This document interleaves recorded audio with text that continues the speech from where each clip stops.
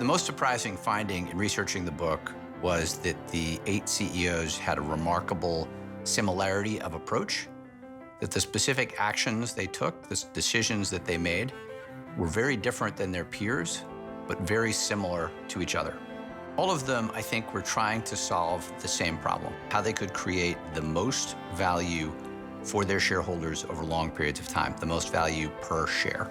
And that led them focus on capital allocation, managing their denominator, buybacks, and being very rational and analytical in how they thought about running the company day to day.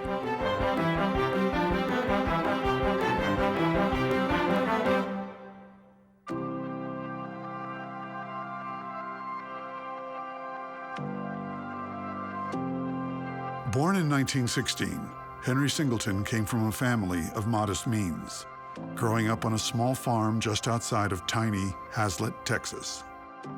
A brilliant young man with a gift for numbers, Singleton couldn't have come of age at a more opportune time.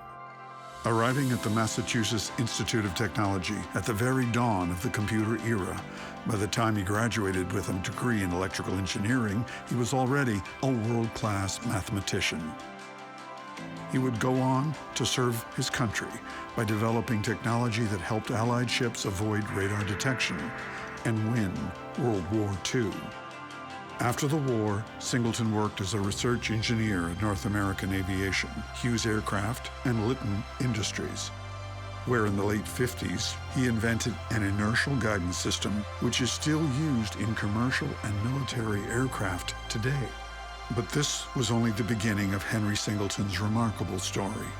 At the age of 43, after what could be described as an extraordinary career, he founded an electronics conglomerate called Teledyne and became one of history's greatest CEOs.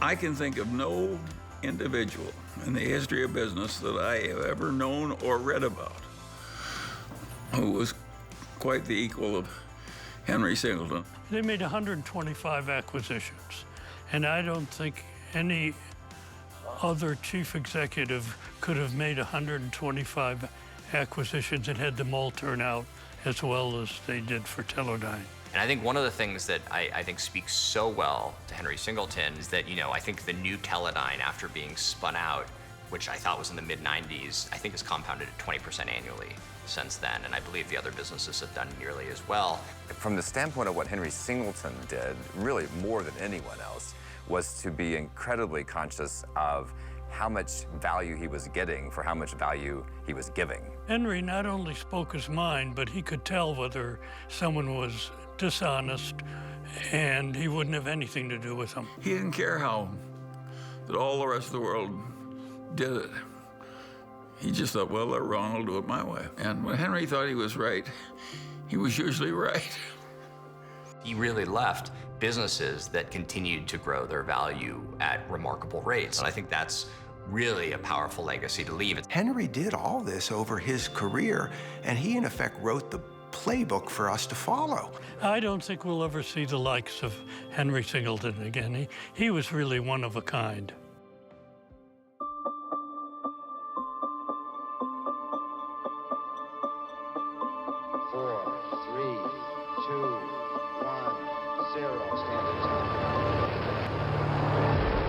A great CEO needs to adapt to changes in the business landscape. He needs to be willing to pivot. Flexibility was an asset that Bill Anders, former CEO of General Dynamics, possessed and practiced. Like Henry Singleton, Anders earned a degree in engineering and served in the military. After graduation from the Naval Academy in 1955, he became a fighter pilot and was chosen to join NASA's elite astronaut corps. He was the lunar module pilot on the 1968 Apollo 8 mission to the moon. To his credit, he snapped the historic photograph known to the world as Earthrise, a stunning icon that appeared on the covers of Time and Life. In 1989, Anders took the helm of General Dynamics, one of the country's largest defense contractors. As a former astronaut, an Air Force general, and engineer, he broke the mold of an industry that had not changed in decades. Bill Anders was a paragon of flexibility And the best example of that was the sale of General Dynamics' fighter plane business to Lockheed. Bill's a fighter pilot. He'll never sell the F-16 division. So, to my surprise, even though I'd told friends he would never do it, the fighter pilot sold the fighter division because that was right for General Dynamics and right for the shareholders.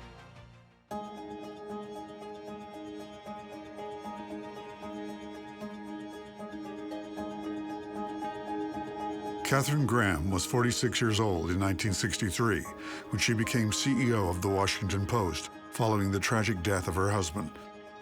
And suddenly she found herself chief executive in charge of a Fortune 500 sized company.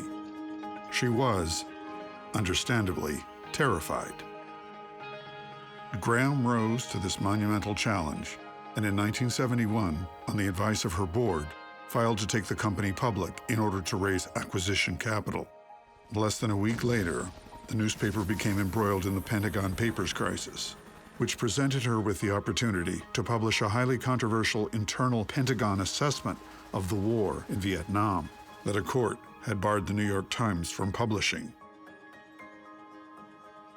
The Nixon administration threatened to challenge the company's broadcast licenses if it published the report. Faced with the prospect of scuttling her own stock offering, Graham decided to go ahead and print the story. Ultimately, the administration backed down. The offering, which raised $16 million, was a success, and the Post's editorial reputation was made. Katharine Graham was unprepared to become a CEO, yet with the power of conviction, one of the most essential values that a chief executive can possess, she became a truly great one. She knew she wanted to take over the paper, and she knew she didn't want to sell it. And my father was a glamorous figure, very brilliant, had put the empire together, so to speak. She'd spent most of her time taking care of us. So it was a major change for her. When she started, she was the only woman in the Fortune 500 in a company of that size. And she really would go through weeks when she wouldn't talk to another woman. So it was a very, very odd position to be in. And I think therefore she inspired quite a few younger women.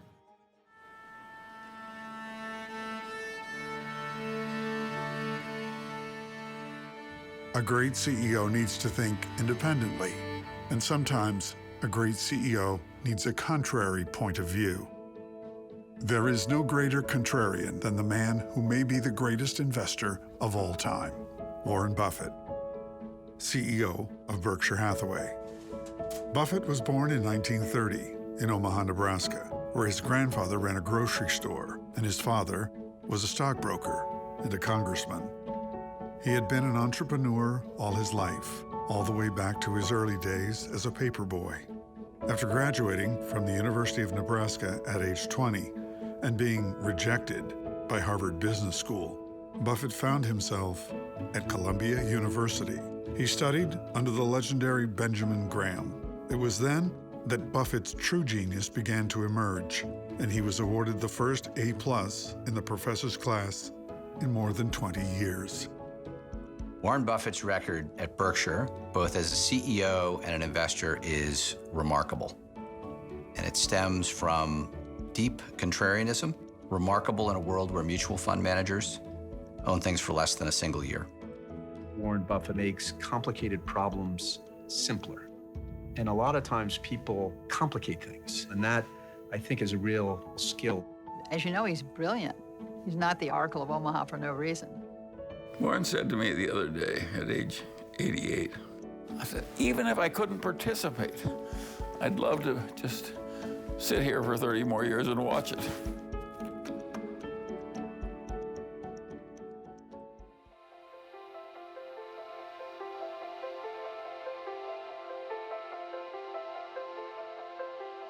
The son of a school teacher and a research engineer, John Malone was born and raised in Milford, Connecticut.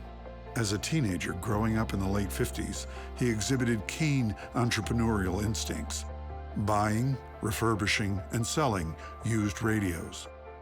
John Malone, gifted student athlete, earned a combined degree in economics and electrical engineering from Yale. And he received a master's and PhD degrees in operations research at Johns Hopkins.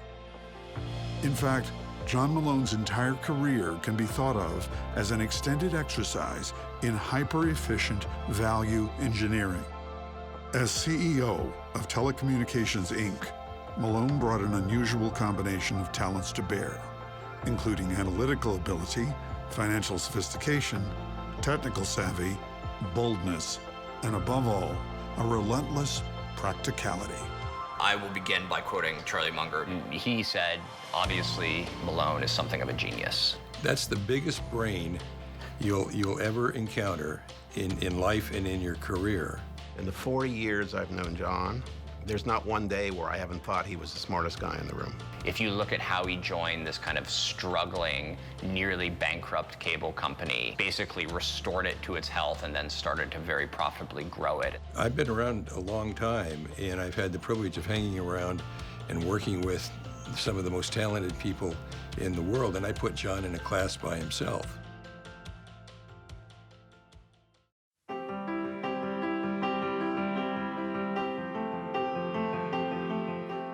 There is a close kinship between the advantages of practicality and the virtues of frugality. Like John Malone, Tom Murphy, legendary CEO of capital cities, employed both with extraordinary skill for 30 years. Murphy was born in Brooklyn in 1925, served in the Navy during World War II, attended Cornell University on the GI Bill, and graduated from Harvard. He took the helm at capital cities at the height of the conglomerate era when the conventional wisdom was that diversification and synergy would make corporations more profitable and immune to economic downturns. But Murphy couldn't have been more unconventional. In his words, the goal was not to have the longest train, but to be the first to arrive at the station and use the least amount of fuel to do it. Murphy moved deliberately.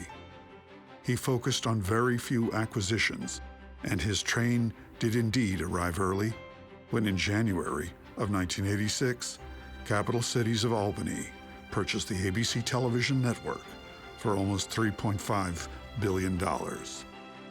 The minnow swallowed the whale. In our family, Tom was held in a position of reverence. My dad worked for Tom for 3 or 4 decades. I can never recall my father ever being upset with Tom or anything other than looking forward to getting into work the next day.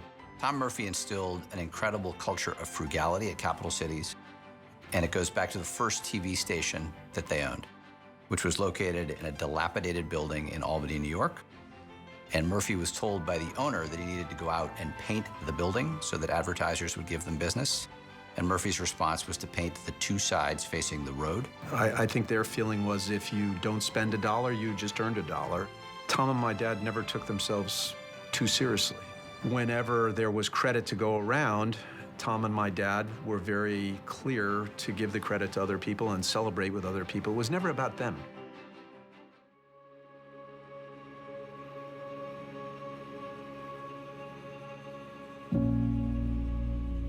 Dick Smith was a CEO with honesty, strength, and character. He encouraged dissenting opinions. That, in fact, defined his leadership style. His integrity gave him the credibility to achieve great success. Smith was born in Newton, Massachusetts in 1924, the eldest son in a close-knit family. He went to prep school in Cambridge and graduated from Harvard in 1946. After serving as a naval engineer during World War II, he decided to help his father run the family business, a chain of movie theaters called General Cinemas. When Smith was just 32, his father made him a full partner. Smith expanded the company's theater circuit to suburban shopping malls. And with this move, he quickly became the pioneer and leader in the business. The Smith family's large ownership at General Cinema allowed Dick Smith to run it somewhat like a family business with a high degree of integrity. This included allowing his management team members to openly disagree with him. At the board meeting, I said, Dick, you know where I stand on this? And he said, I know, Woody. And I said, can I speak up? And he said, of course you can. And I told him afterwards this was the proudest day of my relationship. We had a relationship that was between friends, but it was really based business-wise on mutual trust and sense of responsibility and smarts.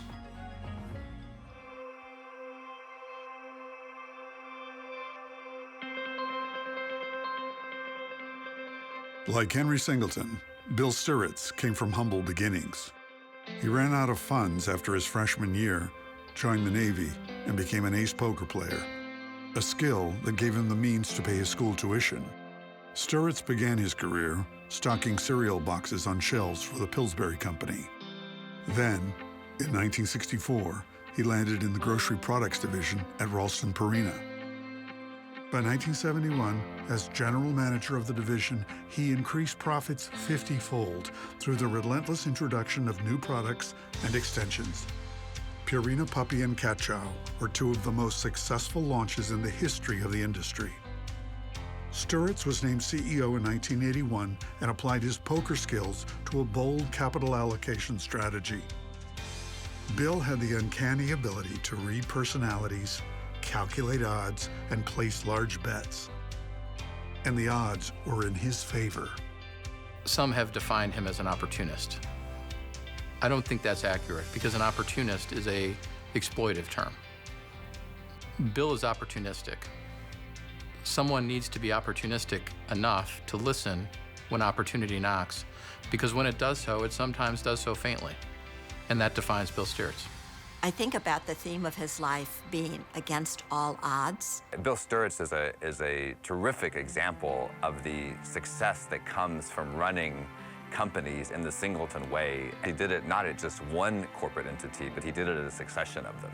The companies that Bill sponsored during his career are scattered all over St. Louis. Nestle, Purina, Energizer, Edgewell, Ralcor, and most significantly from my perspective, Post. This is somebody who thought independently, he thought on his own. He didn't waste his capital or his shareholders' capital on a bunch of fancy advisors. He never sought out the press. So I think he really embodies a lot of the traits as well as the deserved success that we're looking to honor.